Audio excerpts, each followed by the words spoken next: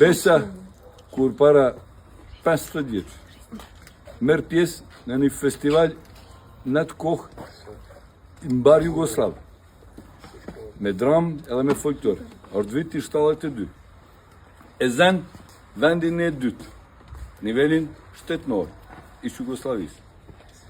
Arsyetimi i juris, pse Besa e zën vendin e dytë, është se Besa, dramën e saj, Besën, e luajti në gjuhën shqipe. Dohan, originalen e originalis.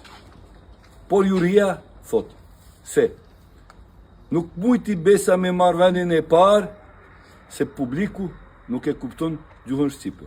Dhe për atë arsye e zoni vendin e dytë. Ai përfaqësues si Besë, që i merr problemin, thot: shkëlqyeshim, jam shumë të kënaqur.